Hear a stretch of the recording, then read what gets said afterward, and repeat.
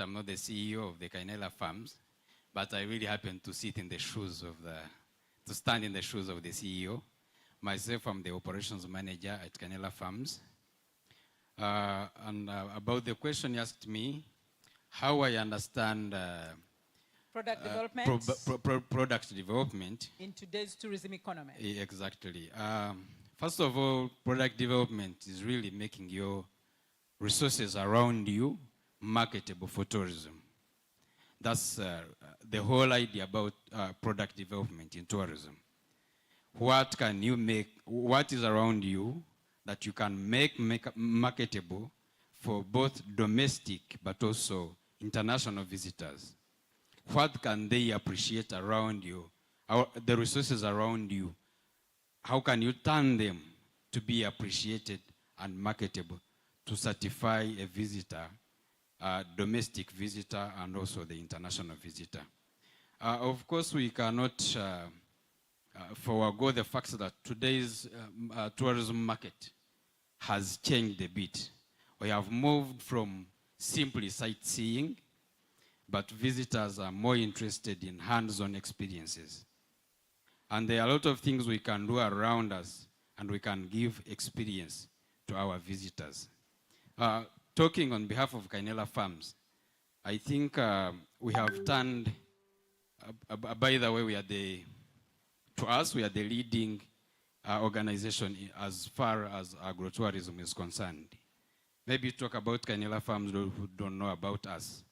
We are a leading agrotourism destination in Uganda, located in Kayunga district. We are sitting on 203 acres of land, farmland. We've been farming for close to 13 years, but we have only opened the farm to visitors for the last 4 years. So the whole combination of farm and tourism makes or gives birth to the idea of agrotourism. And what, like she was asking about product development, we have developed a product around the farm, around the rural area, and it is now being marketable to both the domestic and international visitors. For your information, for the last 3 years, we have recorded an average visitation of 1,500 people per year. We are almost competing some national parks. Yes, I can tell you this, because when you Google, they will tell you one of the national parks is bringing in 5,000 visitors. So I think in the next 5 years or so, we can even do better than some of those national parks. Yet we have only transformed the resources around us to make a very magnificent tourism product.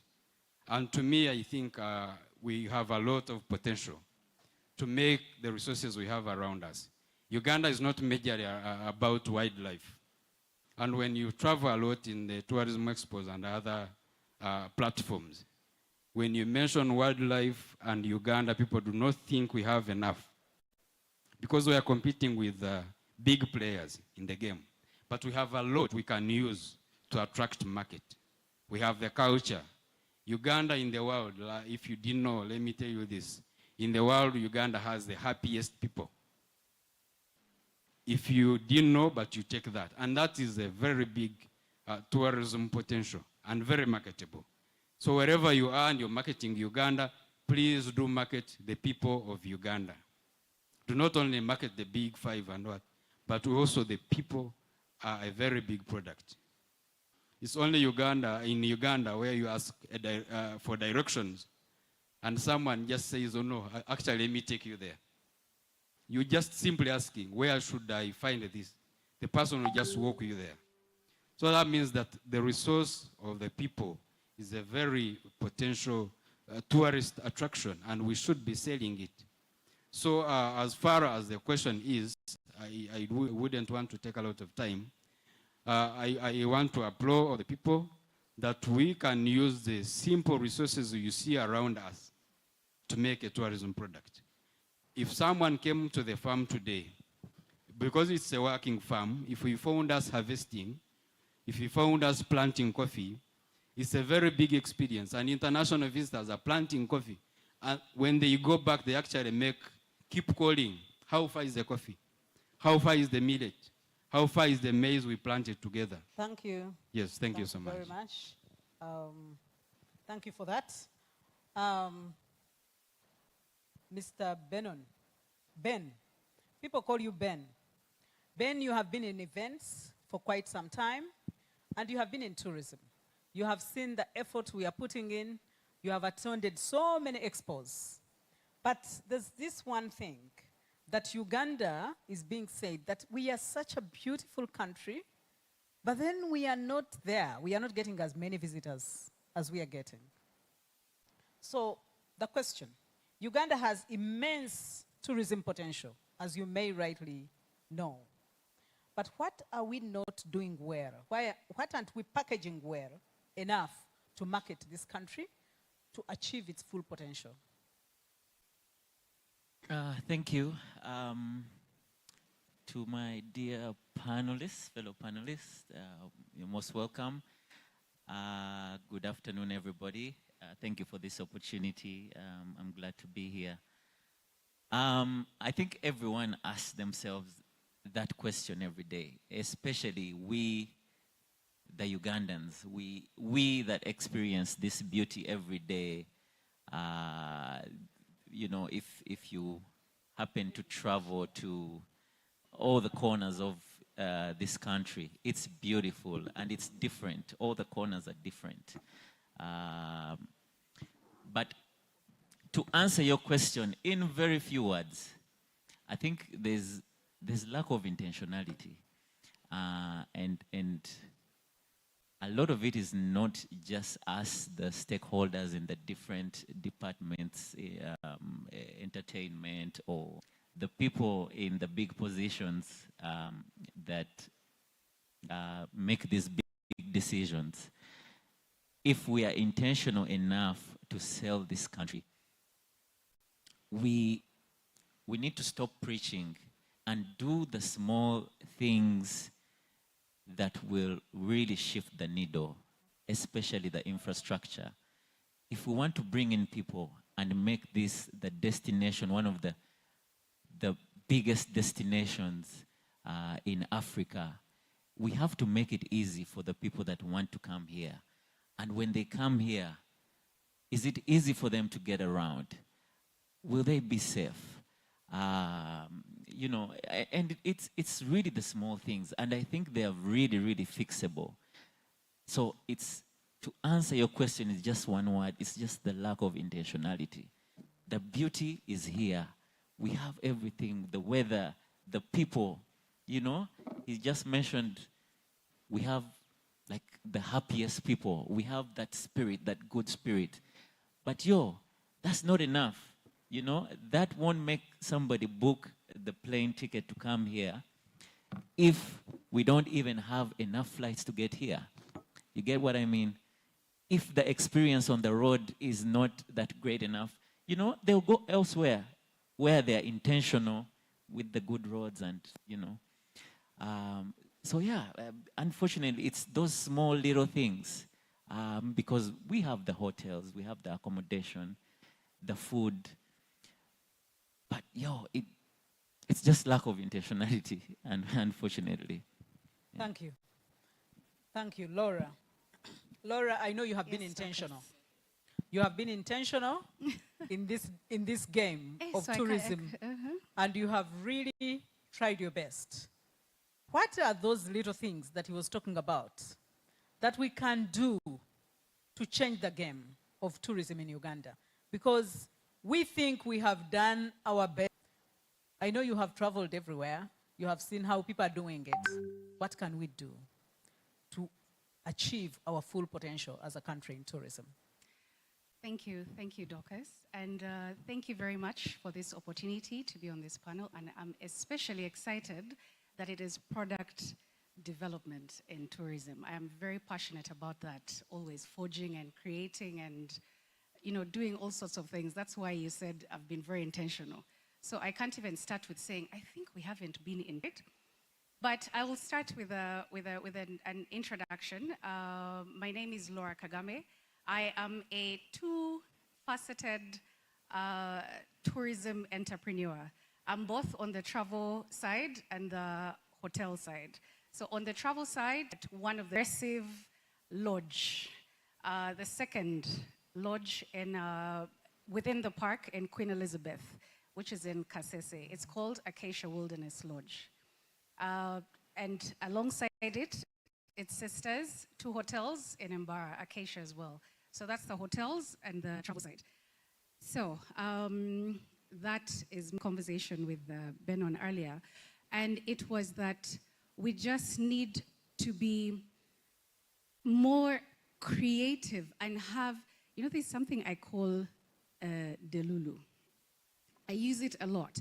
And by delulu, I mean the most beautiful, in up there thinking, looking down thinking, Kisoro is more beautiful than this.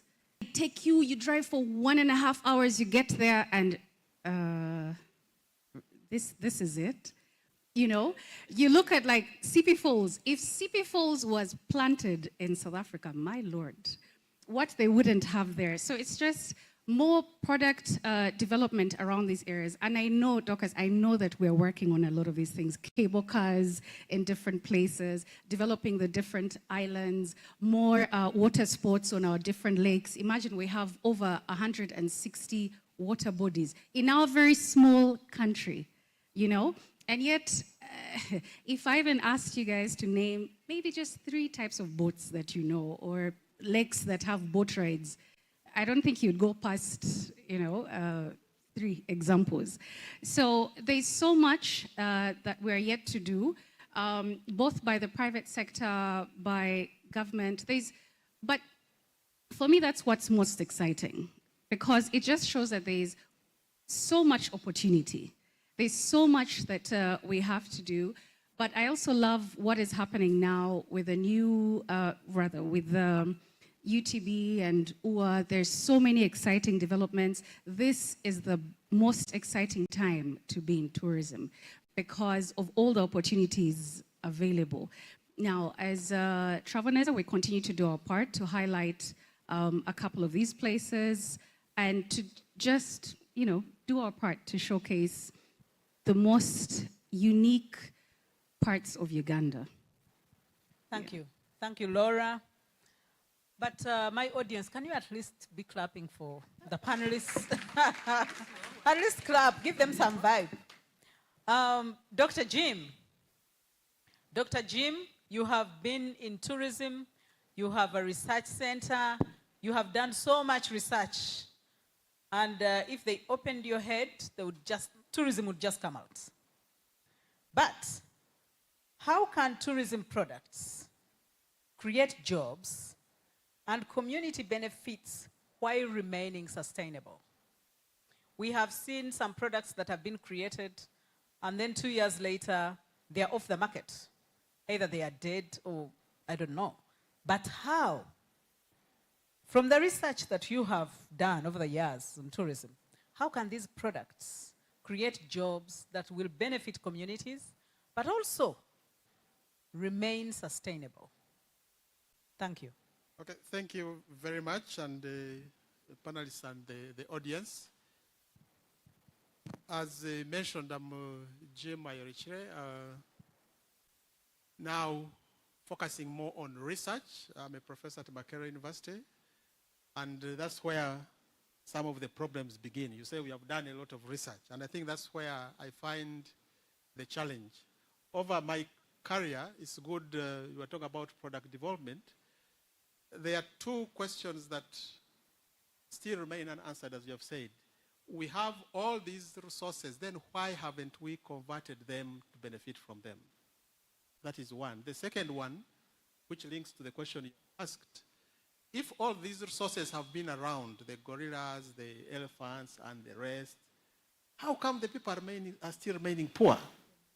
To me, those are the 2 fundamental questions that still we need to address. So, I'll set back a bit on products. One, my interest is very much, where do products come from? Somebody has talked about creativity, being intentional, and the rest.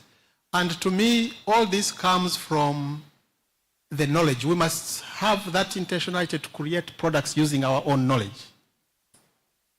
In my readings, now I'm very keen, we have all been talking about sovereignty bill, sovereignty bill.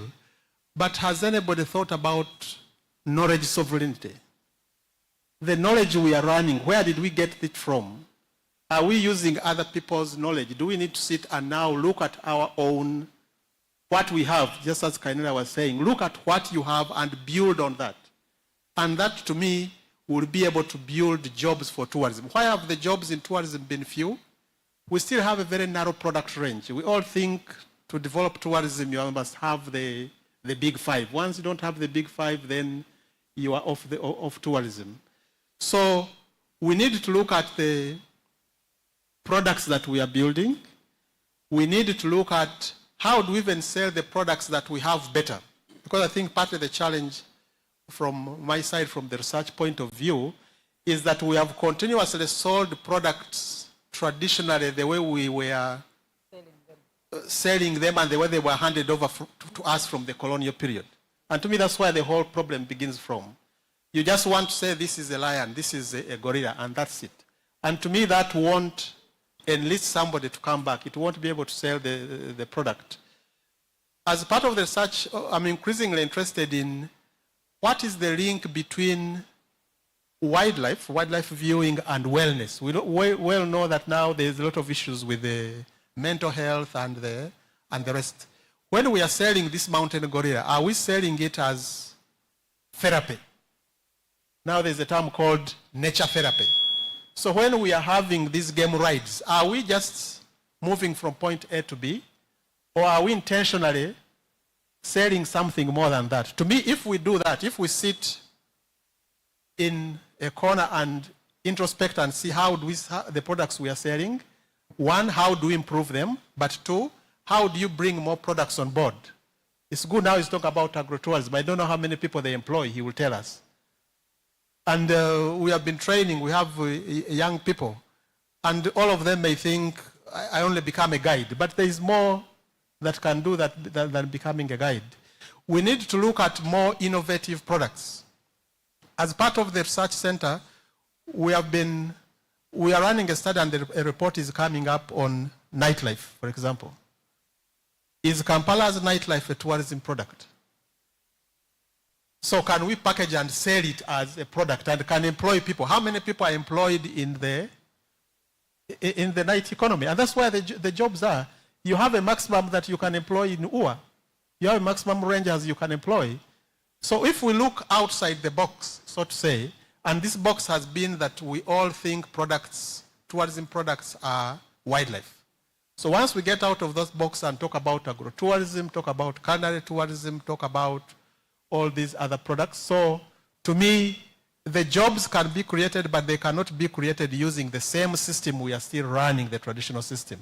We need to look out more in the events. You're talking about events tourism. We are talking about the mice. We are talking about cultural tourism. Everybody has to talk about cultural tourism.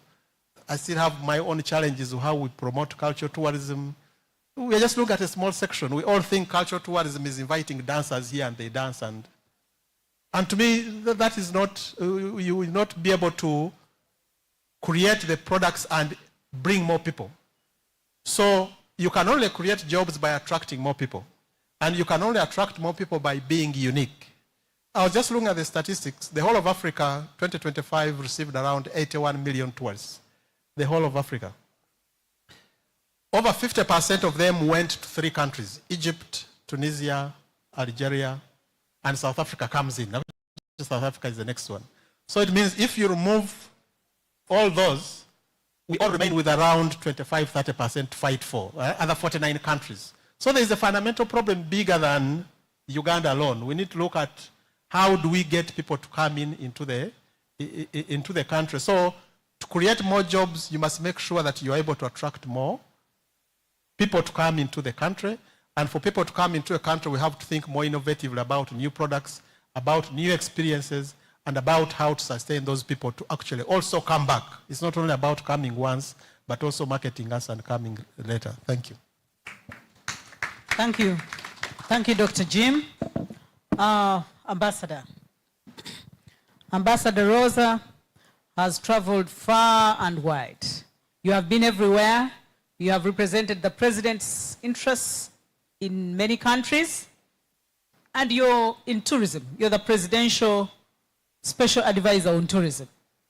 Now the question that is lingering here that we want you to help us answer is what makes tourism products competitive in the region and international markets? Which products can we position that are competitive? Maybe when you were in South Africa, you saw what was competitive. Is it wildlife? Is it culture? What can we position on the region or international that will be more competitive? Since you have been in all these markets, you have seen. Please tell us. Thank you. No, thank you very much. And I also want to appreciate being here on this panel. My name is Ambassador Rosa Malango. For 28 years, I worked with the United Nations. And 3 years ago, His Excellency the President hired me out of the UN to come and work in Uganda. So I'm a proudly freshly minted Ugandan now. And I'm really, really excited about seeing how to bring that international experience to my new job. Now, when I look at tourism and trade, and I really took the position tourism and trade because I think they're linked, there are a couple of things that I considered a priority. Number one is mindset.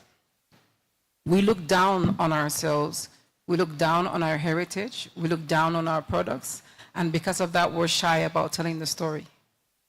So one of the first things that I've been trying to do is to identify those people with products, with inputs, and help them to develop them to meet international standards. Now, I had to start by leading by example.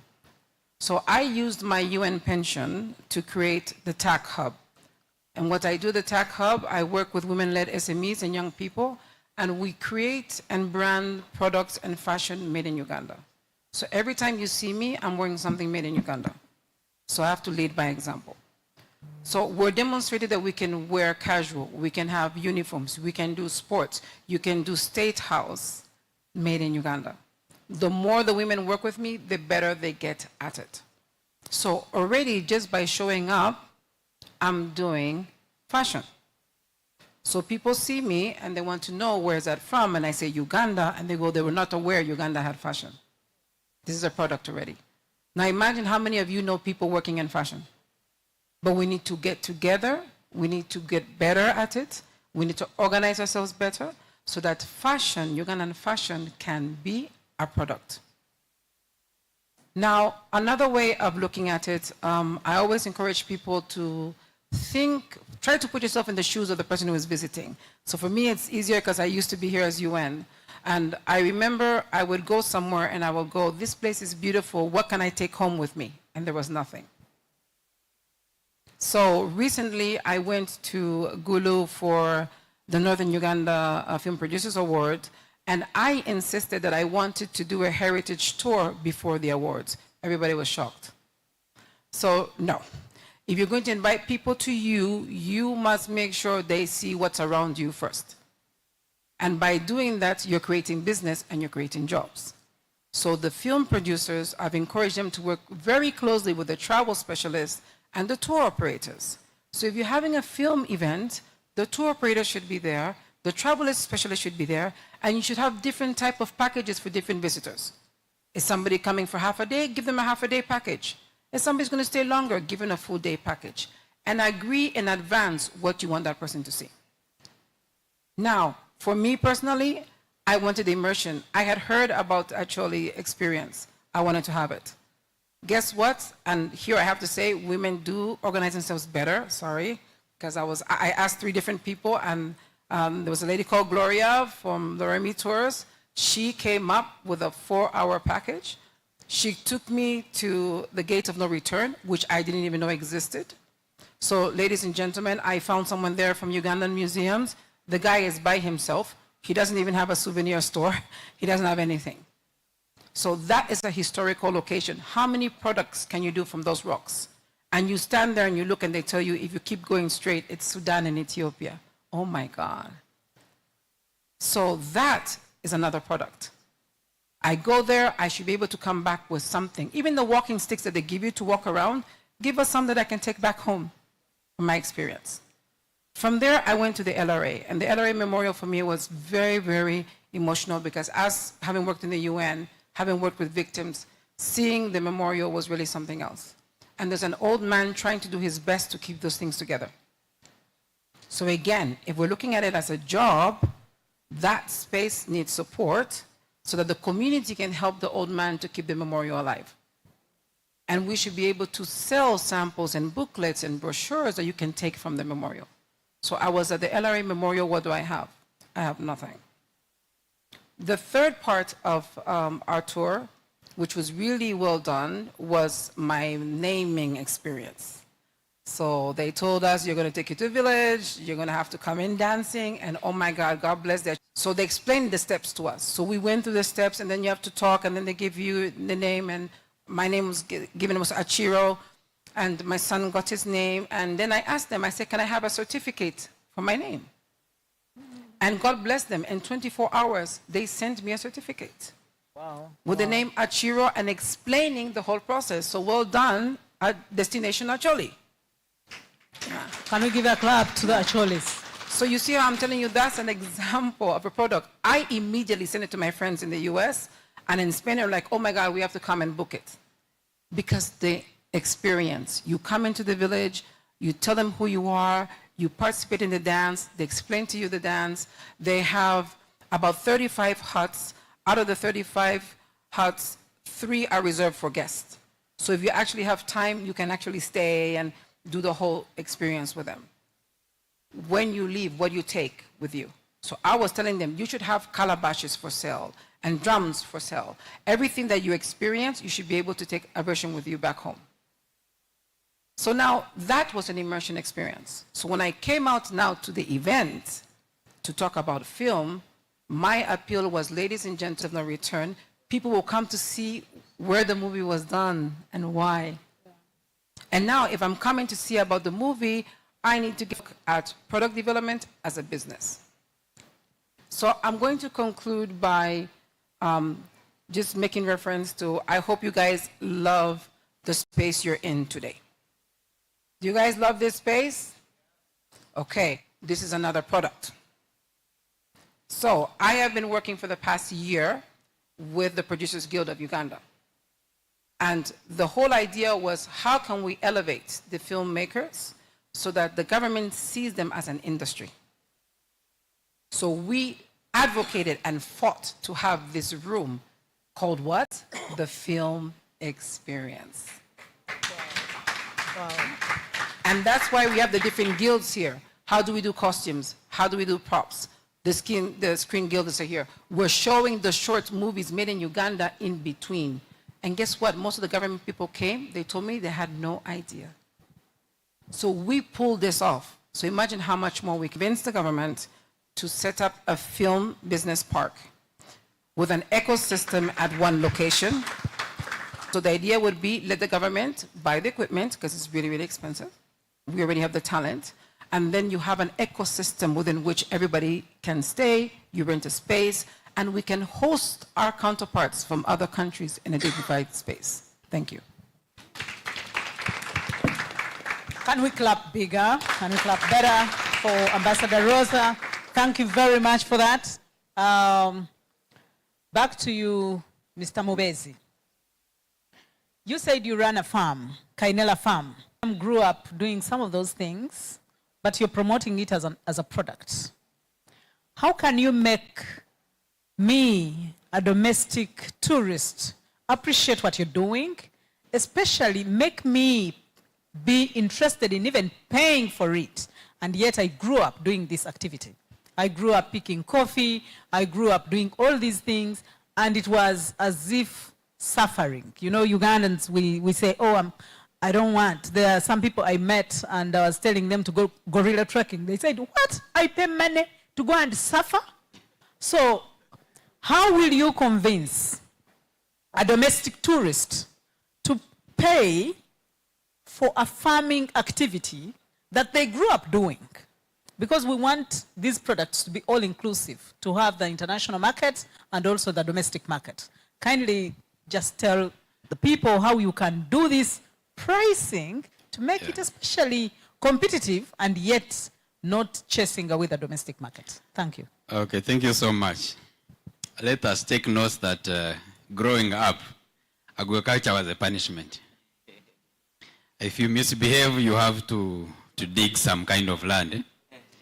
So it's in our mindset as nationals here, we did not think agriculture has anything good. In any other sense, you would want that when you grow up, you go to another place where there is no farming, where you're not going to do farming. But also, let's note that trends have changed and generations have kept changing. We actually have currently people who think fruits come from the fridge. Yeah, who think matoke comes from the market. So there is that generation that still wants to appreciate the source of their food. But maybe I want you to let us try to understand that tourism, agriculture can become a tourist attraction. And in what sense can that be? First of all, I know you don't want to clap, but I want you to clap for agriculture. Yes, I'm a farmer by passion. The relationship I have with Jesus Christ, apart from being the Father in heaven, is that both of us were born in a kraal. So me and farming, we are together. Yes.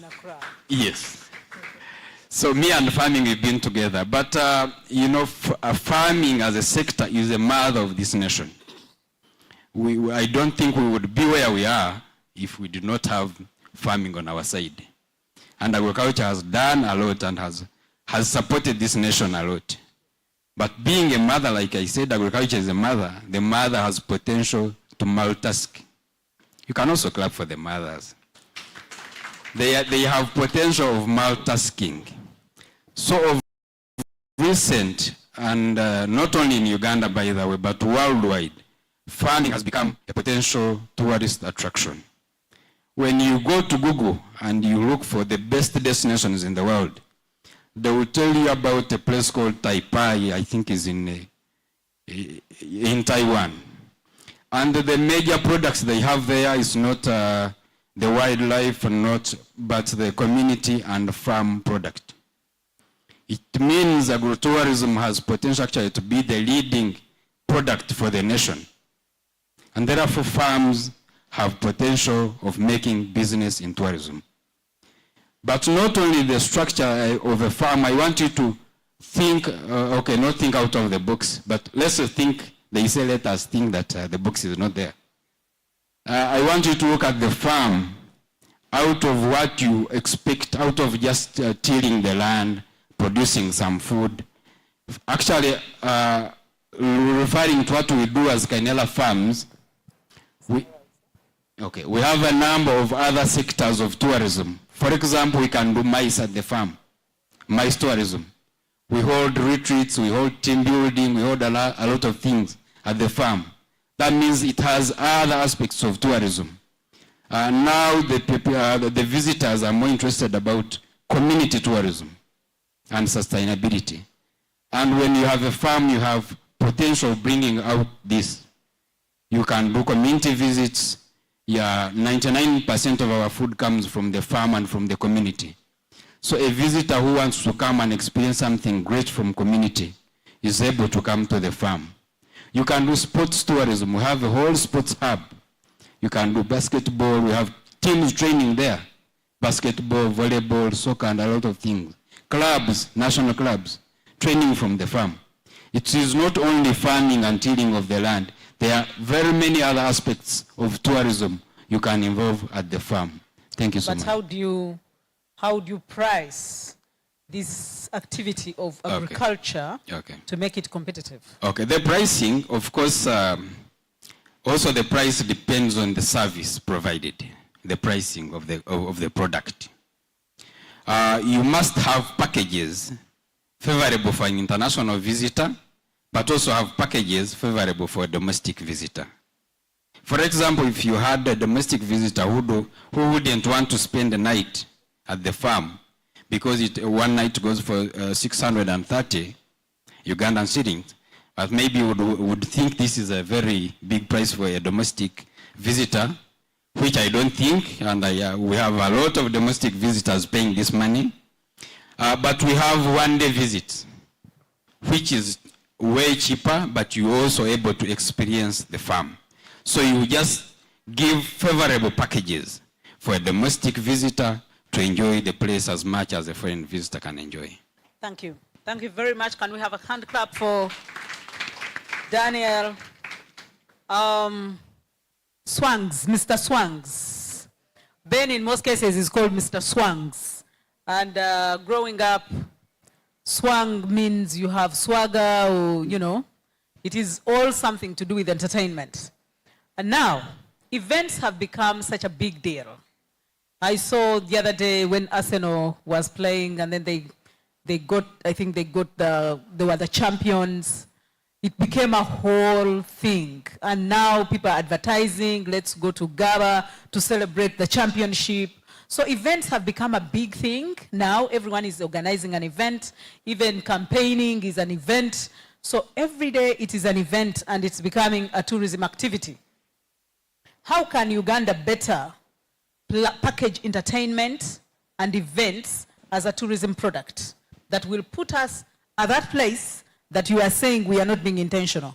How can we now package events, entertainment, to be a tourism product that will attract so many people? I know there's nyege nyege, there's all these things. How can we package ourselves as an entertainment destination, as an events destination, and then compete globally? Thank you. And I'm assuming by asking us, it's us, the events organizers, or as a country? As a country. As a country. But led by the events organizers. Okay. Yeah, first of all, Swangs comes from Muswangari, where we started from. It has nothing to do with swangs, with swag. Yeah. Our very first studio was right on Salama Road, a place called Muswangari. But because, you know, we didn't want to tell people, hey, Jangwa on Muswangari zone, what's that? So we're like, you know, we're at Swangs Avenue. Come, Swangs Avenue.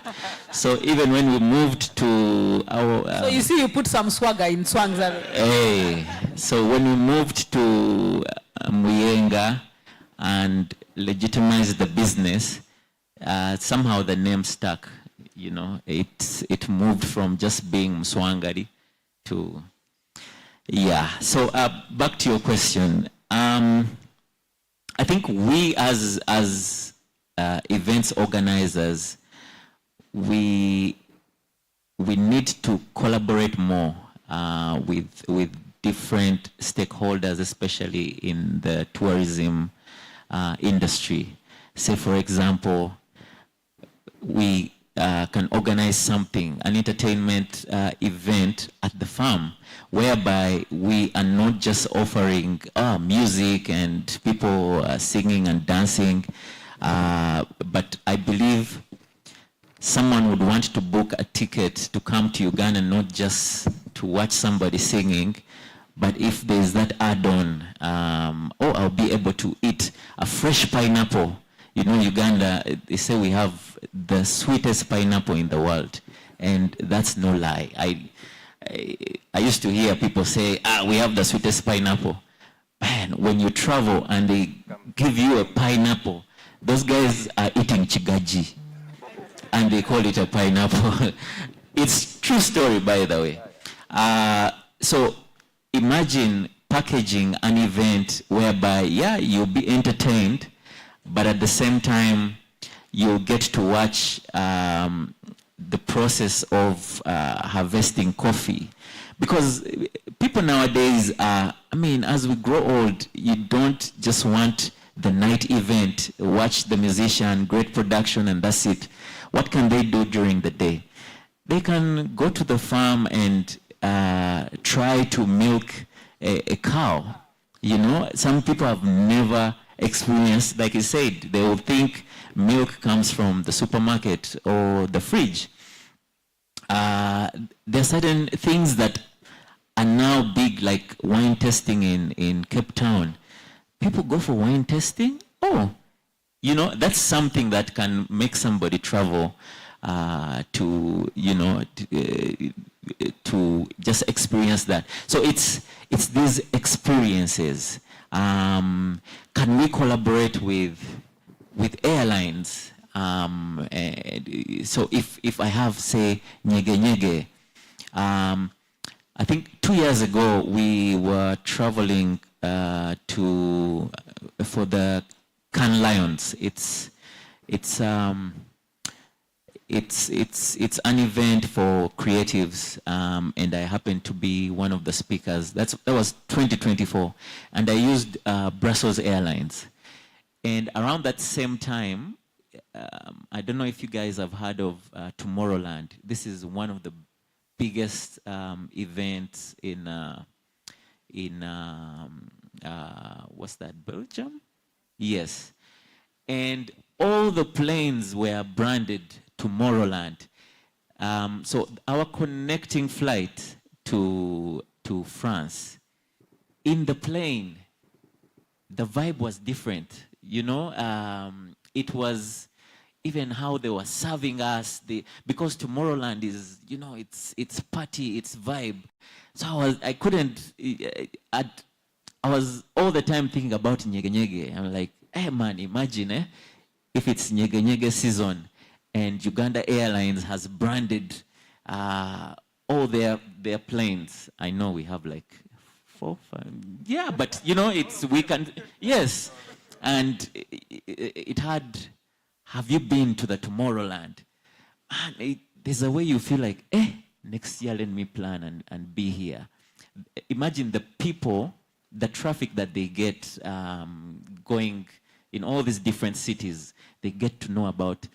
So we need those collaborations, and not just amongst us in the private sectors, but we need that support from the government. We need to lobby. I don't want to sound like that whining guy, but let me tell you something. We've tried to do 3 events in Jinja because, like I said, we don't want to only just put up a stage, great production, sound, and book musicians. But we want to have that add-on. Oh, our event is at the source of the Nile. Imagine, you know, this beautiful place, you've done your setup, and the backdrop is Jinja. But the Jinja Municipal Council frustrated us. And that's one of the reasons why Nyege Nyege moved from Jinja. You know, yeah, you might not know. Actually, let me use this opportunity in case there's somebody out there that can, you know, let me bring this to your attention. It's very frustrating. And the margins we make off these events are really, really small. And it's devastating when you try to bring an event to a big city like Jinja, where you know that, okay, the hotels in Jinja are going to benefit. That guy that makes chapati is going to get crazy traffic. Basically, but the people that make these calls, they don't appreciate what's coming to them. They, you know, all they want is, tukoze tutya. It's unfortunate. So yeah, we really have a lot of work to do amongst us, the private sector, but also, you know, the people that make the shots. We need to find a way of making it easy for us, the events organizers. Very much, and I want to let you know that there are so many people from Jinja in this room. I am sure they are going to escalate this, including him, And please tell Chabazinga that we are getting really frustrated. We want to develop ginger, but the frustration from those people who say, Ida tukove. It is also not encouraging us to do events and entertainment. Laura, you have been a service provider, like you rightly said, for travel and for accommodation. Today's traveler values convenience. They want to find you a one-stop center. How can you be, what does it take to become that one-stop center that will provide convenience to a tourist and give them value for their money? Thank you. You know, convenience is no longer a desire. Convenience is now the baseline. It's no longer a luxury. Every tourist expects convenience now. From the time they are picked up, you know, they expect a seamless experience. You know, from the time they say, dear Travoneza, greetings, you know, we would like to go to Maxon Falls for 2 nights. Just from that one, you know, those 2 lines, they expect a completely seamless experience. From the driver, no, not even the driver, from the time, you know, from the way you send them, you know, their quotation, it should flow into how they make their payment, you know, the visa payments, everything should be seamless. In this day and age, if there's a break anywhere, you've lost that customer. Completely. If you even take a day, even just an hour, to maybe share with them how they can make their payment and everything, you've lost them. So what we've been doing and what has to happen in this day and age is just from that, dear Travoneza, we would like to go to Maxon Falls. It should just be a response that says, you know, dear Arthur, thank you very much for reaching out to us. These are the options that we would recommend in Maxon Falls. This is how you get there. This is that. Since I can see that you're booking for a couple, these are the best couple options. Should you decide on these, we take visa payments. Their only response should be, in how long can I make the payment? How long can I reserve this? Like, you have answered all the questions. You've told them exactly, you know, the locations, everything, all the information for them to make a decision. And then now past that stage, that's the pre-booking. Now, even from the time they arrive, you know, from the way they are picked up to, you know, the driver, where they go, it should be completely seamless. They shouldn't be anywhere. That's on the travel side. Now, you can imagine, now, for example, on the accommodation part, when you talk about convenience, in terms of bookings these days, nobody wants to take even just 1, 2, 3 steps to book their trips, rather to book their accommodation. It should be, you know, because that's where booking.com is you know, now the most preferred, because it's very seamless in that way. But if you look, a lot of hotels now have very seamless booking, you know, booking systems all the way to the very end. And even before you know, when that part of the payment, they've asked you, you know, would you like, you know, transport? And with transport, would you like it? You know, some of them even ask, would you prefer a female to a male? You know, it's completely thought through all the way. And even the time when they reach the lodge, by the time you book a client as a hotel, you've already, at some point, because of payments, either asked for their documentation and things like that. So there's a pre-book, and you know, these places, I don't know, the last time, like, for example, now, when I go to a hotel and I'm given a whole form to fill, you knew I was coming. At some point, you've seen my ID, you know my names, you're asking me, is expected already out of their usual routine. So they expect that kind of convenience. That's why I go back to saying, it's no longer a luxury. It is the baseline. It is completely expected. And so the way you design all your itineraries, everything has to be completely seamless. As in no break. These days, one break like that. As in, I'll even just, get off. Maybe you'll have lost me somewhere. Then next thing I've seen an advert for something else. You lose a client literally within 5 seconds. Yeah. So it's mandatory. It's not a luxury. It is compulsory. Those who haven't visited Acacia Lodge in Queen Elizabeth, please come, because you know that you'll just come and just sleep. So I am looking forward to my next visit, and I'll give you feedback on how it has been convenient. But for the young tour operators, I think that was very key, that a tourist now, if you really want to tap into tourism now, one of the things you must do is you must provide convenience to a traveler. People don't want to suffer because they are coming to Uganda. And like the president said yesterday, we sleep a lot, so let's respond to people's queries as soon as possible and give them the right information. Dr. Jean, I know you have traveled in all these landscapes in Uganda. Western Uganda, where you come from, is uniquely endowed with beautiful landscapes. For example, if you take an example of the Western Uganda Rift Valley, it is unique, and yet it does not compete globally. It would be making for us a lot of money, more than wildlife.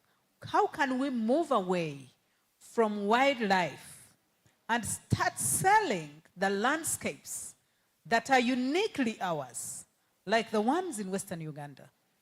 The Western Rift Valley should be selling much more than Queen Elizabeth National Park, than wildlife. How can we position these landscapes globally to get value, much value than we are getting right now? Thank you. Okay, thank you very much. I'll talk about the landscapes and generally on tourism product diversification. How can we be able to move a step further to interest more clients to come and experience a number of resources that we have? You talk about the landscapes. Number of my colleagues, we have worked with the Uganda Petroleum Authority. Somebody will be wondering, Petroleum Authority, because they were very much interested in how does the petroleum mining and exploration link to tourism. So we had a discussion, and we ended up actually identifying that one of the products that we can sell is what is called geotourism. You are selling your geographical, and that's where the landscapes fall into the tourism. But that one means that you will have eventually to invest in research, and I think this is the point I'm making, even to all my colleagues and the tourism sector, that if we invest in research to understand deeper, then we shall be able to develop more products. Because, for example, Ambassador was talking about her experience in Gulu, but it's not captured in any research. It has not been captured to help and improve the product. So you cannot improve your product and develop new ones unless you invest more in them and unless you train more in them. We have been in training. Like in geotourism, it means if you are to develop geotourism, and geotourism takes up the oil mining, like now people apply to go and visit the oil fields and the rest. So, but it also takes in the hot springs, you are taking in the Rift Valley formations and the rest. But that one means now we have to invest and even have geotourist guides. You know, one of the things we think is that a guide can always do anything. But now we have realized that we need specialization of guides. That if you have a farm, then you need somebody who is specialized in farm guiding. If you have somebody with birds, then you're somebody who is specialized in birding. So it would mean that those landscapes, one, you need to document them very well and therefore be able to position them as products. But two, you would need to train people. I would be very glad to find people who are geotourist guides. They would give you all the experience and the rest. And geotourism is actually very wide because it also involves the culture. So there is what is called the geocultural. So it means when you see a hot spring or when you see a Rift Valley, it's not about the Rift Valley alone, but it has a lot of cultural attachments. You can be able to explain how the people relate with it and how the people are able to understand the landscape around them. So research would help us sort out a number of issues. He was talking about the challenges they are going through and which is not peculiar to him, with the event management and the rest. At TRDC, we worked with Amos Wekesa on the Renzori Marathon to explain what is the impact of the marathon, what the impact of the marathon on the Kasese economy. Because if policymakers don't understand the impact that they get, they will think you are the one making the profit. Actually, as you've mentioned, the ginger may be benefiting more than you, the individual. And when the hotels fill up, then the council gets more money. When this chapati seller makes more money, then... So, and because you have not had any deliberate research to inform this person, he remains in that sort of darkness. So to me, research can play a very big role to open up eyes. It can play a very big role to open up doors. It can play a big role to transform the tourism that we have, other than thinking that, yes, and I think last year, last Nyege Nyege, I was part of the team that worked with the Minister of Tourism. They did an economic impact of Nyege Nyege. How much money did Nyege Nyege bring in? You remember that when Nyege Nyege was beginning in the parliament, it was a very hot issue, and everybody was saying, what's the impact? And nobody had any figure on the impact that you have. So the more we measure our impact, I was in the session of sustainability, and one of the challenges we even face in sustainability is because we don't measure our own impact that we do. That when you bring and people travel around, then what impact are they having on the environment, on the social aspects, on the climate change and the rest. So to me, getting new products on board does not just come out of the blue. You have to invest in research, invest in trials, product trials. And one of the major challenges of product development is that it's costly. You have to, because even research alone is costly to invest in the research. So we must see how even the private sector is willing to allocate resources to research, but also how government is also willing to allocate in resources to actually even develop more new products coming on board. Thank you. Thank you, Dr. Jim. A big hand clap for the researcher. I know Ugandans, especially young people, they don't like research, and yet we can't do without it. So if you fear to do some research after this panel, please engage Dr. Jim so that he makes your fears a bit relieved. Ambassador Rosa, you have been on the UN. You have been everywhere in the world. How can Uganda leverage tourism to attract foreign investments and international partnerships so that we can also become like those countries Dr. Jim talked about, that the 3 that were best visited in Africa? We need maybe investments, we need partnerships, but how can we use tourism to attract these investments or investors and partnerships to support us? Thank you. Thank you very much. It's actually work that I'm speaking after the researcher because I kept nodding. One of the main things that I've been talking about is the fact that we have a gap in knowledge products. We live in a world of the knowledge economies. If we do not generate our knowledge, we cannot innovate and we cannot be sustainable. You can't use somebody else's knowledge framework and think that's going to work for you. We have to be completely and absolutely clear about that. Now, what are some of the examples of things that have an impact in terms of tourism that create investment? I'm going to give an example. One of the critical areas that Uganda is promoting is commercial agriculture, correct? So we have a lot of investors who come and who want to see a farm. They want to see our factories. They want to see an industrial park. Now, one of the assignments that was given to me earlier this year was to organize a bunch of investors that was coming from the UK going to Kapeka Industrial Park, which has been in existence for a long time. Guess what? There was no handbook. There was no investment profile. I had to get it done. So with my team, we got it done in a week. So when the investors came, they already had a profile that explained the national vision, gave information about the district, gave the information about the factories, and talked about the surrounding communities. That way, when they engage with us, they engage already with a baseline, which has something to take back home. So now I have an agreement with Uganda Investment Authority. I'm going to sit down with them and do an investment profile for each of our industrial parks because they don't exist. So that's number one. So whenever we engage, people come, they should be able to see what is being produced in which industrial park. Phase 2 from that is going to be mapping out which factories are surrounding each of the industrial parks. Because now you get into the value chains and the outgrowers. So it's Canela Farms next to one of our industrial parks. Is the warfare next to an industrial park. So now you're going to capture the ecosystem around the industrial park. So that's going to be phase 2. And then phase 3 is Uganda has signed on to the African Continental Free Trade Area, all these trade agreements. But if I go and speak to the woman who's doing shea butter in Lira, she has no clue. She doesn't know what applies to her. She doesn't know what is her incentive. She doesn't know what she's supposed to say to the person who's coming all the way from Central African Republic to buy her stuff. So again, my office has created the first handbook on African Continental Free Trade for SMEs. We need to educate our people. I'm trying to work with National Planning Authority so we can translate into local languages and make sure that people can understand. Without the knowledge, you cannot engage. So that's number 1. Number 2 is collaboration. Yesterday, I was sitting in the airlines panel, and we were discussing about how can we collaborate with other airlines first in the region. So personally, I was saying, I agree, we should have each of our destinations on the tail of each of our planes, and then we change it every 3 months. So today it says Mount Rwenzori and Mount Elgon and Source of the Nile, and when it lands somewhere, people see it because they see the flag.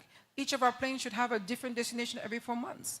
And we have people like Emirates, Qatar Airways, Kenya Airways, who are willing to carry our message, but we don't have the knowledge products. So again, if we leverage those partnerships, just in Africa alone, Kenya Airways flies everywhere, Emirates flies everywhere. How can we place the Ugandan products there? Because when you see the product, you come for tourism, you may want to invest. 2 last points before I close. I believe that how we sell is how we link tourism to investment. Personally, when I tell people to come, I tell people to come and make Uganda your holiday home. If it's your home, you're going to invest in it. So while they're coming, they can contribute to the road. They can contribute to the health center. They can contribute to the school. We need to package bankable projects that make sense. So if I'm going to drive from Kampala to Kasese, and I stop in Kabalega along the way, is there a social project I can contribute to just for stopping by? And you help do the health center, and you can track that when you go by. So we have to be very deliberate about the bankable projects. And I know that I'm supposed to sit down with UWA soon to make sure we can scale up those bankable projects and link them to the events that we are talking about. Last but not least, I had a meeting with the National Tourism Event Organizers Federation. They brought to me this issue about Nyege Nyege and about the other events. So 3 things that I asked them to do. I said, number 1, as a community, write. What's your mission? Who are your members? What are your corporate events? What is the tier of your events? Tier 1, 2, and 3. What is the impact on the economy? What are the challenges that you face? And what kind of solutions do you want from government? So I'm very happy to say that they sent that to me last week, but I was focused on Poate. So now the next step is how do we package this and we send it to government. So if they need tax relief, let's say so. If we need to look for a special security force so that they're not paying crazy money for security, let's say so. But we need to put it in a language that policymakers can understand. And I think that the policymakers in Jinja did not understand it. Despite the fabulous study that I saw on the economic impact, they did the study, they took it to Parliament, and somebody kept it in the shelf. That study should have been promoted on radio and TV for months so that everybody would have awareness of the revenue impact and what it did in terms of creating jobs, the hotels, the food, the shopping. It's an impressive document. But we did it, and we kept it.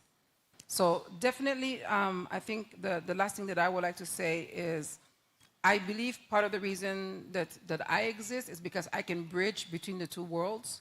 So I look forward to working with the Events Organizers Federation, continue to work with the filmmakers, and I think the other community I'm working with are the content creators and sports. Let us organize what we're doing in a way that the policymakers can get it. National Planning Authority has agreed to give me a desk within their office to help incorporate any policy issues into the National Development Plan reports going forward. So I've offered myself as a volunteer for free to do that for the creative community starting next month. Thank you. Thank you, Ambassador Rosa. Thank you very much. My final question to the man who was born in the crowd. This gentleman was born in the crowd, and I know there are so many young people who are looking at you thinking Kainela has been successful, and they want to be Kainela. How can a young person who wants to start agribusiness tomorrow, they want to venture into this, and then they become as celebrated as Kainela is now? How can they begin? How much do they want? What do they need? Who can hold their hand? How can they be like you? They were not born in Accra, but they want to venture into it. Okay. Thank you. Thank you so much. I think my first point is to encourage all the youth, but even others who are not the youth, to venture into agrotourism. Of course, as any startup, you take baby steps. Kainela did not start as Kainela, did not start to have a platform at Munyonyo. Imagine from a farm, you come to Munyonyo and tell people that you're actually doing sensible business in agrotourism. There are actually very big steps, very small steps taken to build the product we are showcasing today. But what I can advise those, especially the youth, those who want to start something similar to Kainela Farms, is first of all to be intentional and not rush the process.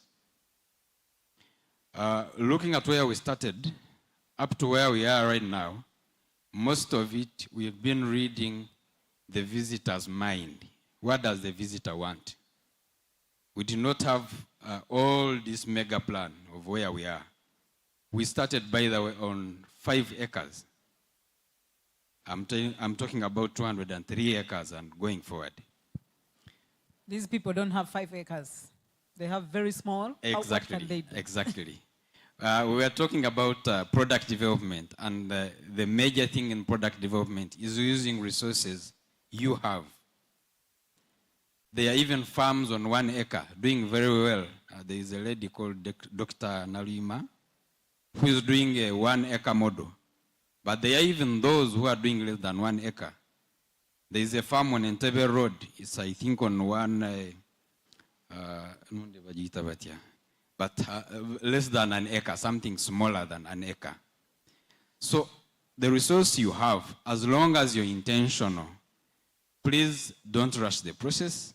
Be intentional on the project you're running. But also, one major important thing is to have a niche. Do not do whatever anyone is doing around you.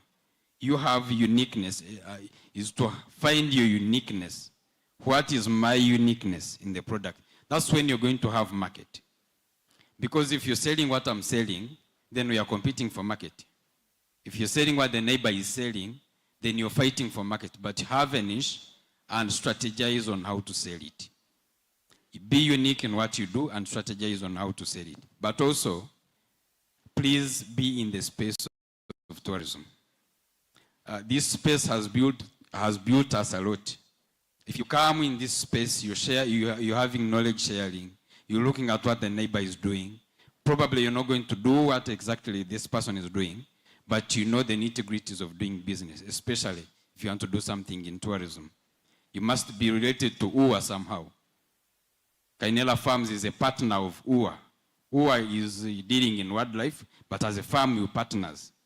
Kainela is very well related to UTB, to auto tour operators, everyone in the tourism cycle. Please make sure you're part and parcel of them. Thank you so much. Thank you, thank you. People will come to you after this session and you'll give them more tips on how to be a Kainela, and yet you don't have even land, but you can rent. So please come to Daniel for some tips. And then Ben, Mr. Swangs. Everyone wants to be like you. You have built a brand. You are Swangs. Everywhere you pass, they see your brand.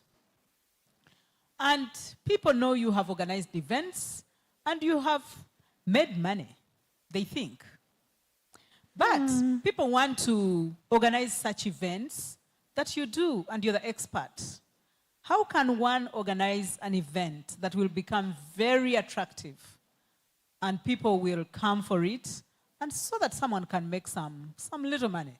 What are those attributes that make an event very attractive so that these people don't mess it up? They make an event as attractive as possible to get people come for it. Thank you. I think one of the things, especially when we creating, say, a new event, or when we were, one of our biggest calendar event is Roast and Rhyme that happens 3 times a year.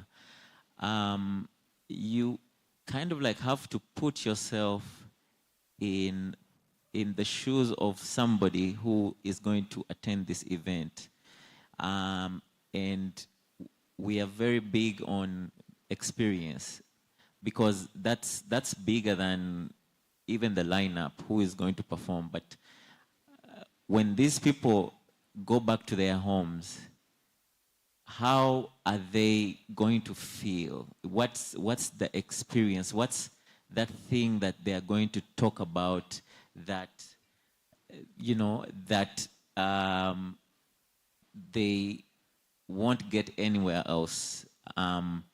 So for anyone out there that's planning to, you know, to do an event that will attract people, and the greatest thing is, how are you going to make the people feel? What's the takeout? What's the experience?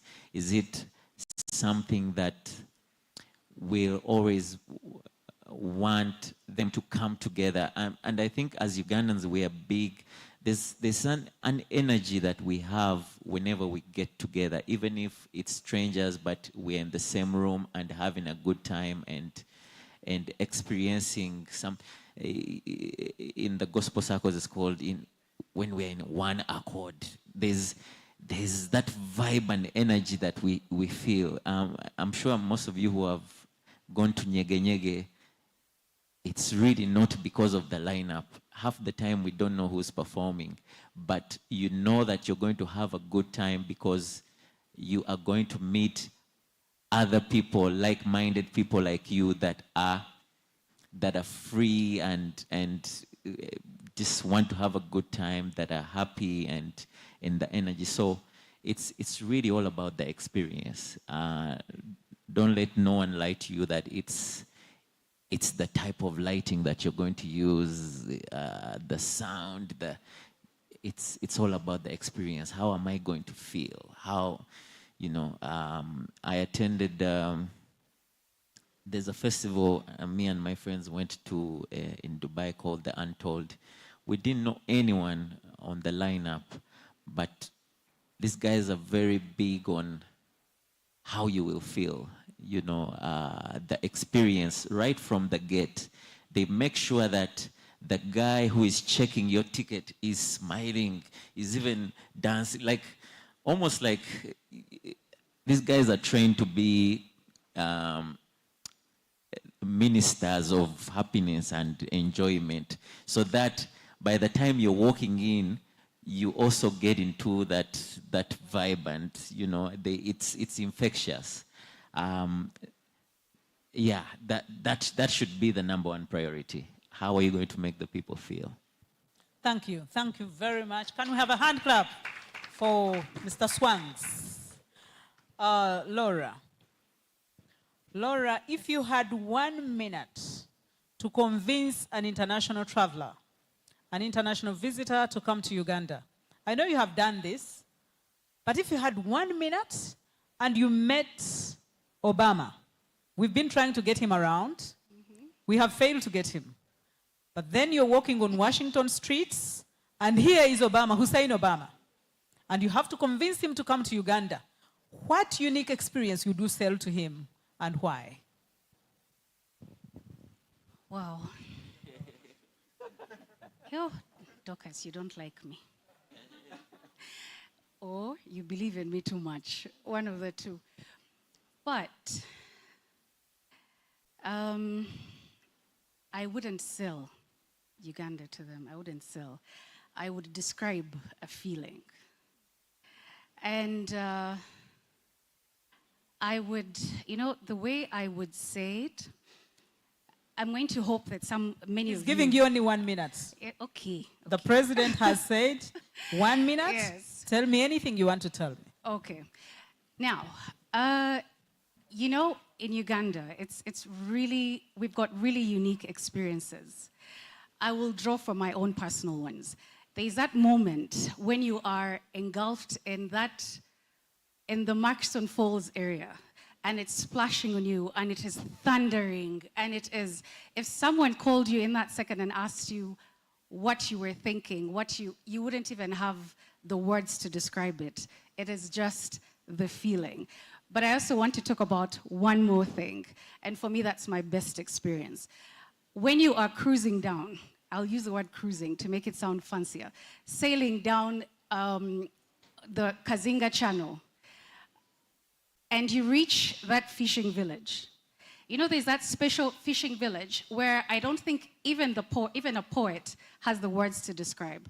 There's fishermen fishing, with their nets, and they're very rustic-looking boats. And then there's hippos, there's a crocodile chilling there, there's elephants, there's buffaloes, and there's villages just behind them. All of them coexisting in perfect harmony. That moment there always leaves me extremely speechless. For me, Uganda has so many moments that turn you into a storyteller or just leave you completely speechless. Somewhere in there. That's it. Thank you. Thank you, Laura. Thanks for We'll allowing me send to you- forge. We'll send you to one of those, and we'll make sure you bring those people that we've been dying to have here. The young people want to see Ronaldo on Ugandan soil. I want to see Obama. That's my... You see the age bracket? So we will send you. We'll send you, we'll pass a basket, and UTB will give you a ticket, and then the rest of the people will give you some money for accommodation, but we'll make sure you bring those people around. Doctor, Mount Elgon has enormous tourism potential. You talked about geotourism. What experiences remain undeveloped there? How come we have the least numbers of visitors in Mount Elgon, and yet it has enormous tourism potential? Kindly tell us, what can we do to untap those experiences, to bring them out, or to develop them? Thank you. Okay, thank you very much. You make it sound like an interview of UA. I'm looking for a job in UA, but it's, thank you for that. Before I go to that, I just wanted to make a comment. I know maybe I'm breaking protocol. I just wanted to talk what about Laura has said and what he said. And I think that's product development. We have been stuck that product development are gorillas, is an elephant, is a waterfall. And actually, tourism is not about that, but the experience, what you feel, and I liked her answer. If you allowed me to mark her, I would give her a first class in there. That what you feel is what you sell. But we are stuck in thinking that the physical lion you see is what you're selling, but actually not realizing the feeling. So anyway, that's, I think, perfect and perfect for the students who are here of tourism. I always say I'm a student of tourism because from morning to evening I keep learning about tourism, and I learn every day. So it is quite engaging. Talking about the Elgon area, it comes back the same thing we have talked about, the product development of how can you develop a product. We had a project there, a research project, and we were looking at the CP area, but also looking at the Elgon region. And we are now looking more, we have been talking about ecotourism. Everybody talks about ecotourism. But now we are continuously studying a concept called eco-culture tourism. You are looking at the ecology from the cultural perspective. So Eastern Uganda would be very much promoted from the eco-culture perspective. You are promoting the ecology of the area, but also from the cultural region. We know the great cultural richness they have, whether it's in the Imbalu ceremony and the rest, whether it's on conservation, whether it's on those unique or the minorities that are there, the Benet and the rest. But the challenge is that we always want to compare Elgon with maybe Bwindi, and which you cannot do. Bwindi has a different setup, and now the Elgon, if you try to use the Bwindi approach to develop the Elgon, then you end up hitting the same obstacles. So look at the uniqueness, look at the culture. We worked with the Kapchorwa district, the tourism officer is in another, and we were talking about sports tourism. How do you promote Kapchorwa as a sports tourism destination that everybody comes to look for Kapchorwa, Cheptegei? It's interesting, under that project, we later on realized that there were a number of people who were coming to Kapchorwa, including scouts, international athletic scouts, and they were asking one question: what food do they eat? I hadn't thought about that, but they say everybody who comes around is asking them, what food do these sportsmen eat? Because they believe it is the food maybe that is making them unique. But from the tourism angle, I saw a very missed opportunity to develop a food and say this is Cheptegei food. Just position and say, and we can sit and agree with Cheptegei and say, what's your food? He says, this is my food. You just sit and package it and say, you can't go to Kapchorwa without eating the Cheptegei food. And you market it. Yes, you're practicing for a marathon, come and eat this food. This is what you must eat. Or if you want to be as strong and as have the vitality of Cheptegei, this is what you eat. And to me, that's the innovativeness we're talking about through tourism. That you sit and look up. And the good thing with the innovation, the idea is given to you. It just pops up, like somebody is looking for the food, and you say, now this is the food that we can be able to package. And we now even use the science and the rest. No, because people now are health conscious, you must know. Like in Imbari, there's talk about malewa. But you ask people, what is is it gluten-free? Yeah, gluten-free? How many carbohydrates do I eat if I eat 100 grams of malewa? All that information is not there. Yet, as a cautious traveler, I would like to know the fat content, the gluten. And to me, that would be the angle that would take and actually try to come up with new experiences that people would actually come up and say, I was in Uganda and I ate the Cheptegei food. Thank you. Thank you very much. UTB, over to you. We want Cheptegei food next year.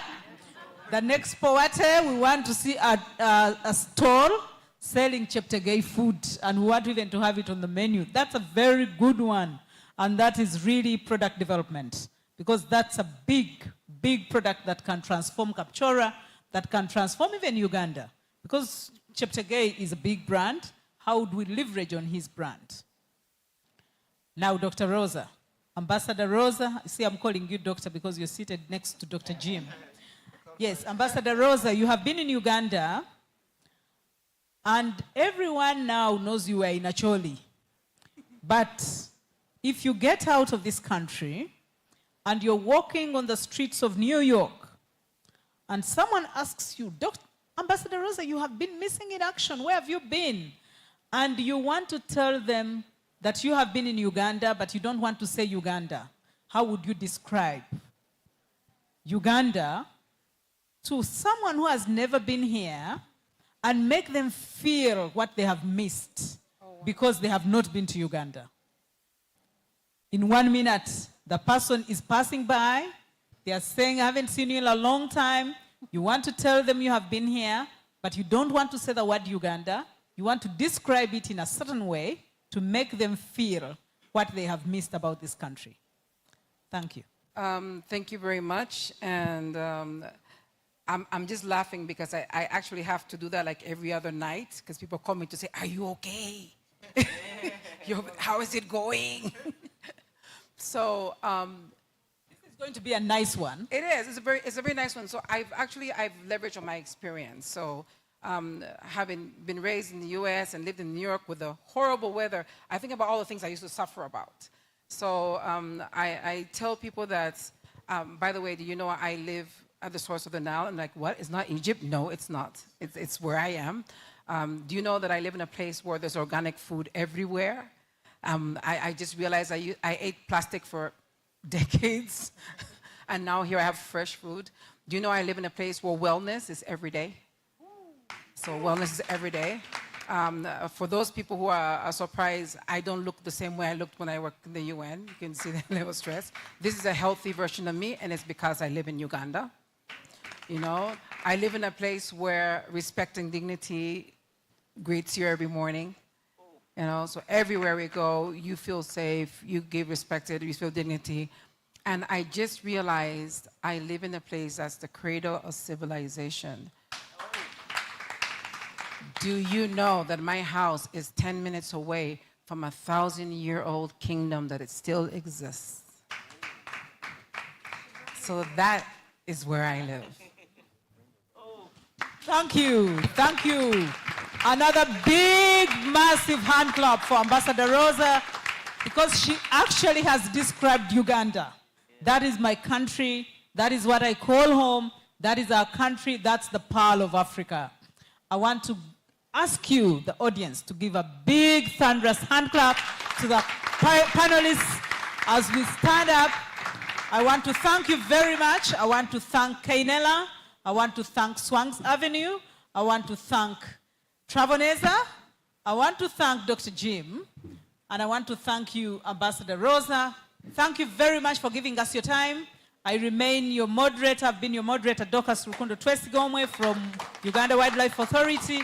People are saying they have questions, but UTB is telling me time out. What do we do? Can we take 2 questions, UTB? Can we take 2 questions, at least? They're waiting for me to close another session. Somebody at the door there. They've been waiting for 20 minutes. So can we ask the questions as people get out? Because, can we let her go?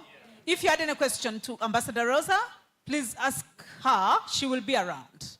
But for the rest, can you give us 5 minutes to take at least 2 questions? Sophie, is that okay? Okay. Let's take our seats. And then I'm going to ask, I have only 5 minutes. So I'm going to ask the first 2 questions. The first 2.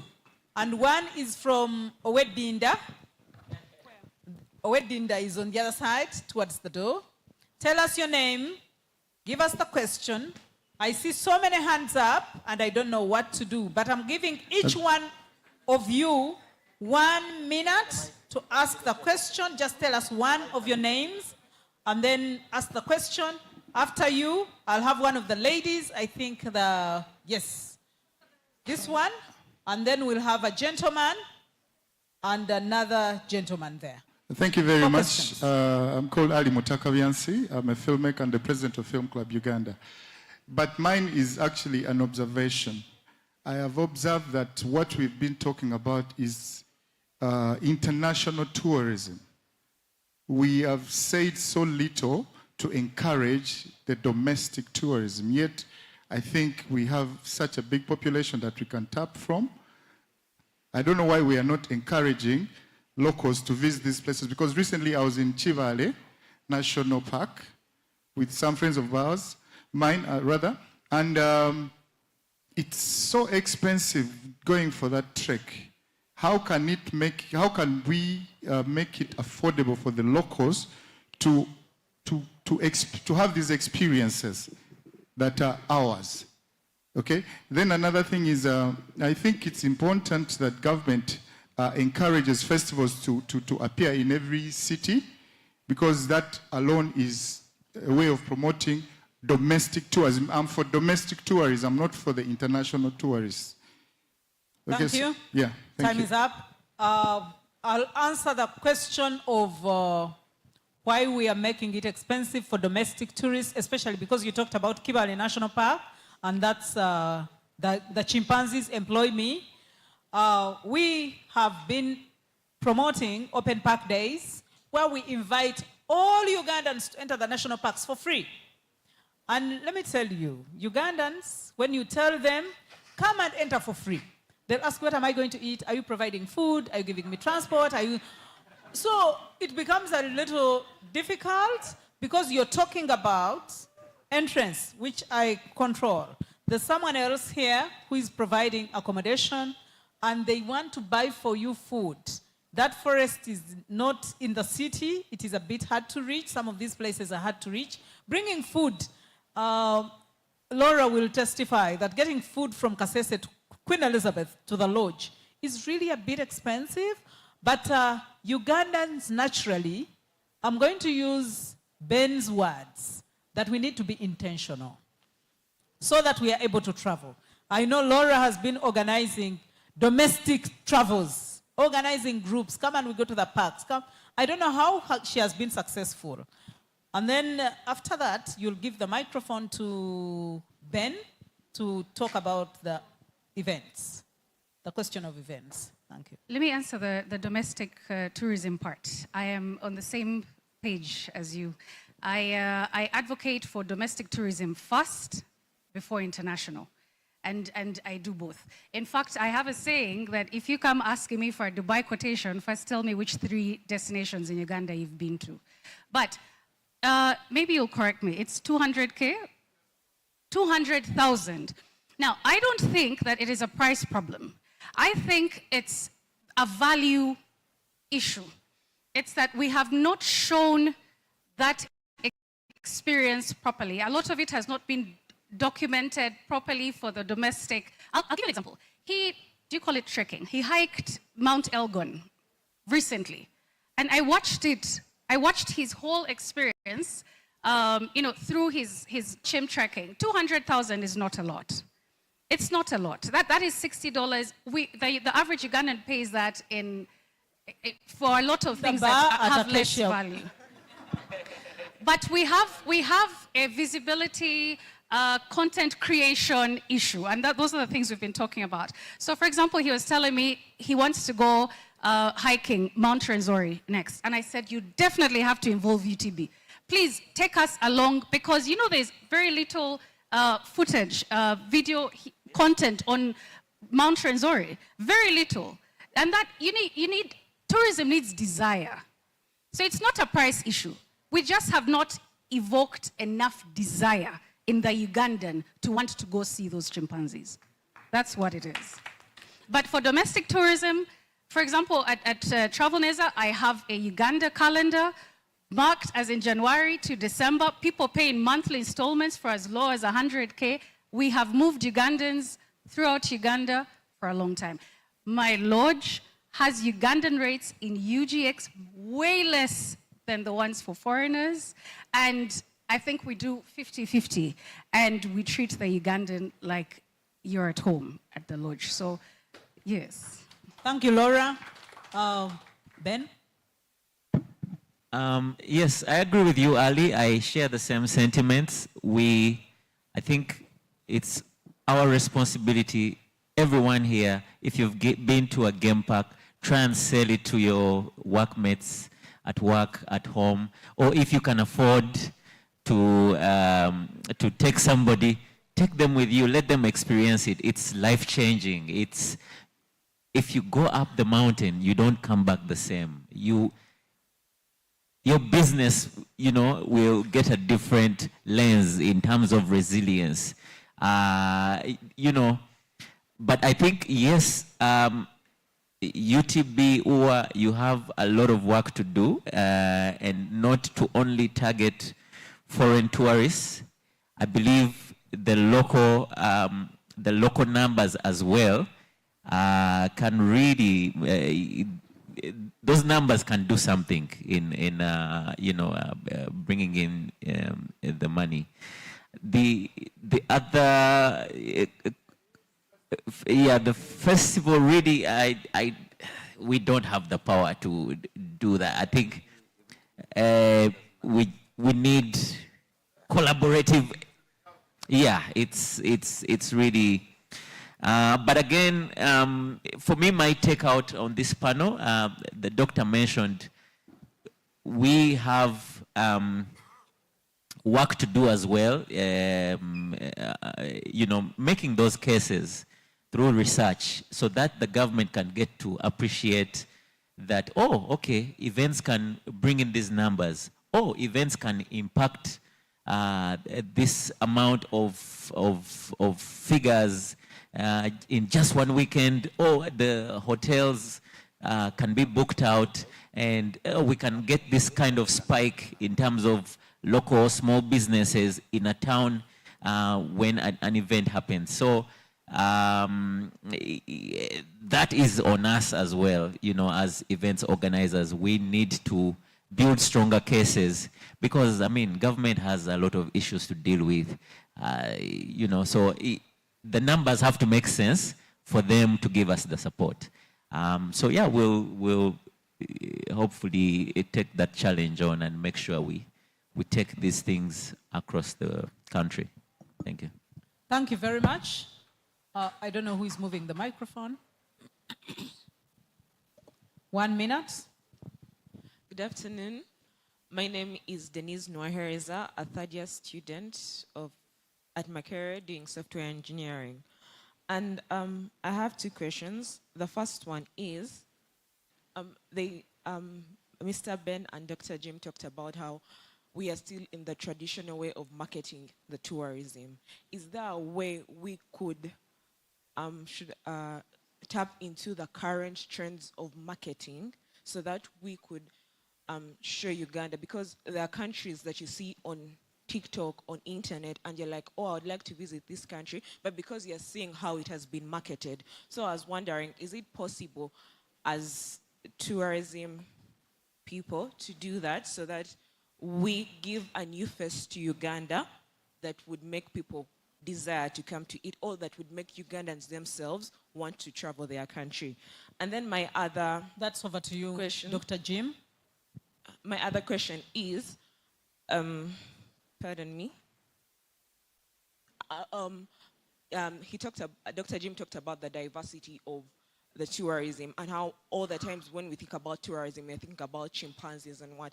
Is there a way we could make tourism, and how you had explained, you telling Obama, is there a way how we could make tourism be sold as a feeling, making it, should I say, portable in a way that we are selling the culture? Because I feel like the people of the Karamoja region and the people of the northern side have been sold because of their culture. Is there a way we could make it for all the cultures in Uganda so that we are diverse? Instead of us only doing chimpanzees and tourism, we could do something that involves the whole community. Thank you. Thank you very much. Dr. Jim will answer you. Let's take another question. There was a gentleman, 2 gentlemen here.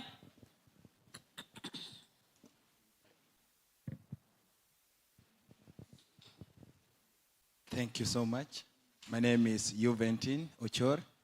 I work as the Assistant Tourism and Recreations Officer for Mugainga Gorilla National Park. My first question is more close to what my sister has already asked.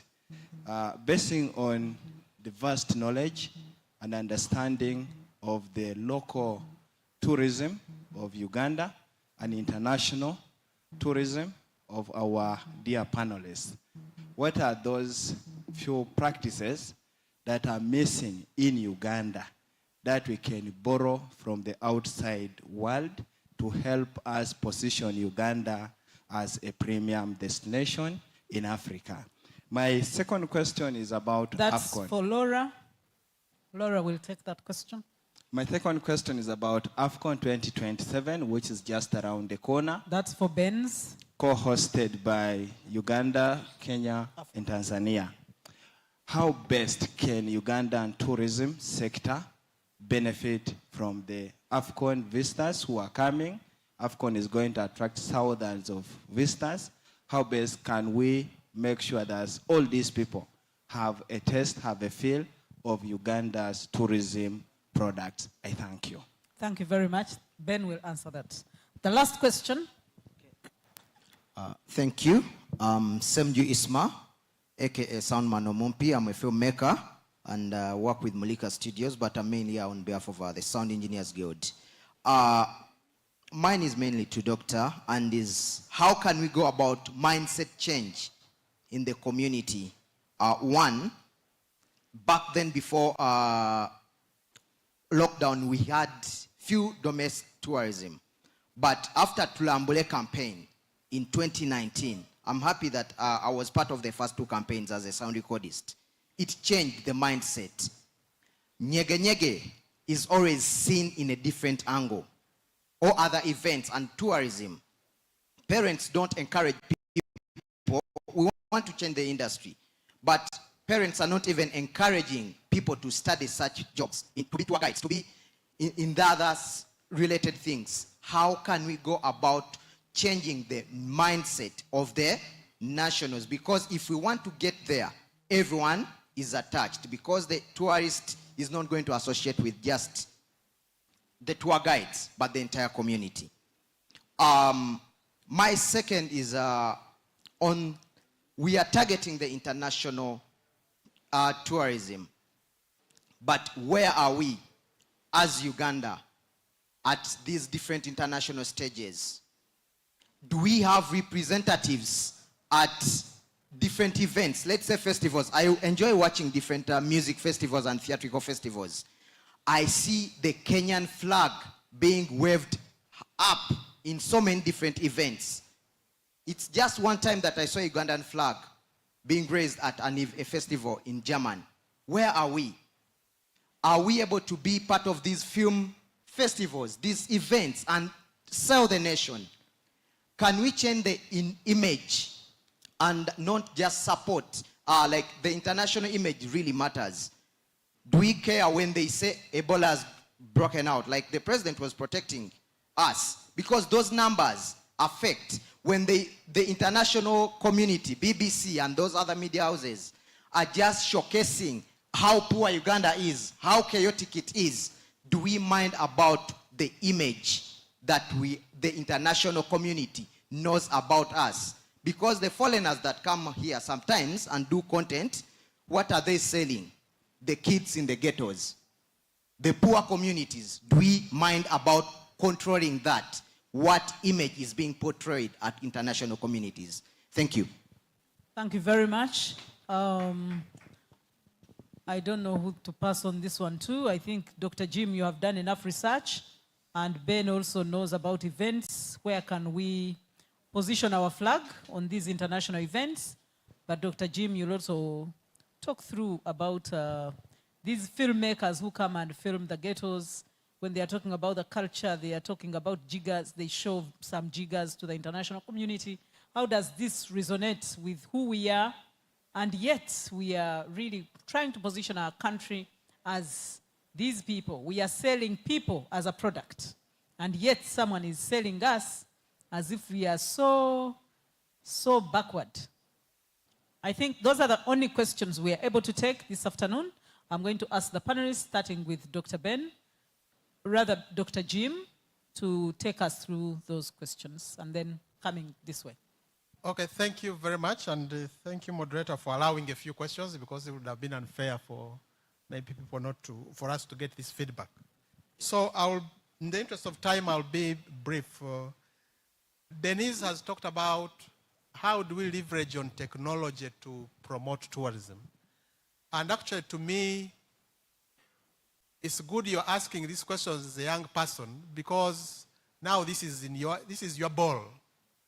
If you're talking about social media and the rest, you guys are the ones. I even failed to get time to read my WhatsApps alone.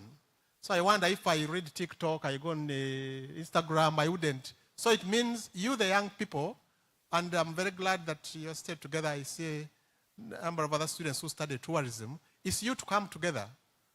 Come together as young people and see how do you create meaningful content. I think for me, we have had even challenges of the level of content. What do we put out? What do we think can actually be able to sell the country? So, and this may not just come, we need training. Maybe tomorrow there will be an award for the sustainability, for the awards for the tourism sector. And I happen to be part among the people on the jury.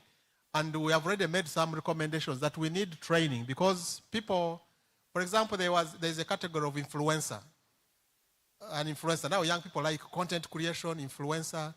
But sometimes you look at somebody's content and don't think this is actually sending out the right message. So I think also training yourself, interesting yourself, and gaining more skills on how do you present the country. What content do you put out? They were talking about feelings. How do you create a content that portrays feelings? Not only just a picture of a mountain gorilla looking at you. Then how do you create that feeling that if somebody looks at this video, he will actually feel they want to be part of that experience. So it is a skill, it is, you can engage more, but to me, the young people, this is your area. You are the ones who are going to take tourism to the next level using social media and the rest. Then I think this links up to, I didn't get the name, but Mulika Studio, he talked about mindset change. To me, mindset change is a big buzzword. I'm not very keen on buzzwords. People are now talking about mindset change and the rest. If you ask them, how do we do it? Then that's the challenge. To me, to change somebody's mindset, make them benefit. That's the beginning point. It doesn't make sense for you to come and tell me, change your mind, change your mind. I will automatically change my mind if I begin benefiting. If I see the benefits of conserving this forest, if I see the benefit of promoting this destination. So to me, mindset change shouldn't just be a theoretical rhetoric thing. It should be embedded that the people can be able to actually realize what they are getting out, to be able to realize the positive aspects. And people will automatically, people are adaptive. They will automatically change their mindset, actually, without you having to tell them that you change your mindset. And of course, on the image, you're saying, how can we improve on portraying the image? And I'm very glad Ambassador has left, but the guild, the film guild, the event organizers, you have a very big role to play in portraying Uganda. All these other countries, the US has more problems than us, actually. How many murders takes place on the US street? Every day, nearly, I was looking at statistics, every month, nearly 200 people die out of gun violence. But nobody talks about that. But when one person dies, then Uganda. So it means the role the press is able to play, the role, the positive attitude, the positive images we are able to post will actually eventually drown these others. There is no country, there is no city that does not have any social problems, any crime problems, any disease outbreak. Everybody now is talking about Ebola and the rest. But it's how we handle it. And to me, the film industry, the creatives industry is a very big thing that can lead in product development. Because when you're shooting a film about Uganda, you are an ambassador, you're selling Uganda. And that's why you see, when you talk about America, everybody, the first impression you get is from the movie you watched. And what do they show you? The sleek cars, the good streets, and but you go there, you'll be surprised that California, Hollywood has the highest number of street. There's something we can. You talked about flying the Ugandan flag. I'll leave that to Ben. I think you can explain better on the Ugandan flag and how we can promote the national pride and the rest. Thank you. Laura, you had a question? Mine was from the gentleman who works in Muhabura? Mugahinga. Yes. And I think it was also very similar to the ladies over there. How can we promote these unique experiences, these unique activities? Is that what it was? How can we bring those out? I think even to what you said, these feelings that I talked about, how do we bring this out? I think the answer is literally in this room. It's film. It is through that, through the government or UTB. All of them have to heavily invest in film and content creation. That is it. Those are the people that evoke those feelings. I described how I watched him come down that mountain, and I was also losing breath as he was coming down. I don't know how to explain it. It's like when you're watching a movie, you know, and honestly, I had never seen Mount Elgon footage like that. Had you watched anyone come down the mountain before you went? No. So it can only be through film production and content creation. That's the only thing, because the second thing also is the government to invest in, indeed, product development and training of the different activities across the country. Like when you go to Source of the Nile, you know, our country, you go to so many places and you even look for where to take a picture and where to sit. I will attest, Murchison Falls, during COVID, the time when the Zambia days, I carried the first chairs, tables, and set up the first event there. You actually attended an event there, right? The guards were looking at me like, what are you doing? Guess what? Now it's the norm. It's now done a lot. So we had to actually convince them to clear up the space, put proper benches, and they did, and now they've been charged to enter. They never used to charge that time. So I'm just saying there's a lot to do in product development, training, you know, by the authorities, but mostly it's in content creation. I think that's that from me. Thank you, Laura. Yeah, just to add on to that, you've hit the nail on the head. I have a crazy business partner, and the beginning of this year when we're doing our strategy for the company, he was like, you know what? We need to adapt the Slay Queen playbook.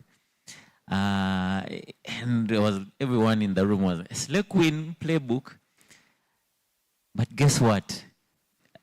I'm sure we're all familiar with, some of us even follow some Slay Queens on social media. Don't worry, doctor, I'll explain. Slay Queens always post.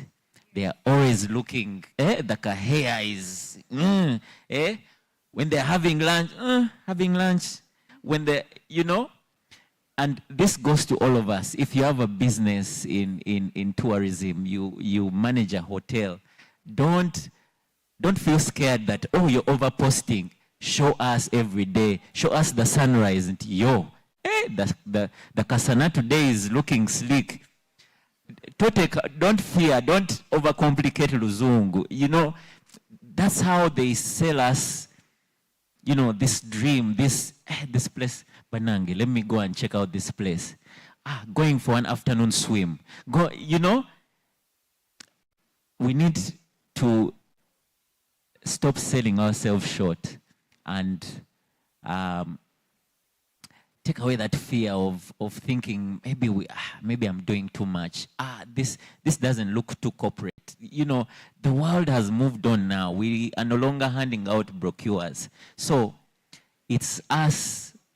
We have that responsibility to sell sell our country, sell our business. The gentleman was talking about waving the flag. Yes, I've seen actually a lot of those, say, reggae shows in Germany, and you're seeing Kenya. That starts with us. Those are individuals. I don't think they are paid by the government, you know? So, man, we have to be proud of our country. I made a cautious decision from, I think, 2016, when I started getting some money.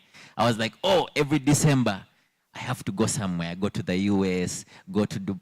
Imagine me and a couple of friends went on an excursion in Haiti, $50, and those guys were showing us how to make chipotle. And I'm like, what? So I was like, you know what? I need now to start exploring my country and try to document it Bulungi. You know, that's why I went up the mountain. I am putting some money aside because the ultimate dream is to go up Mount Renzori. And actually, the lady who asked about how can we sell that feeling, I've invested a lot of money in Dolby Atmos. It's a kind of sound system that is immersive.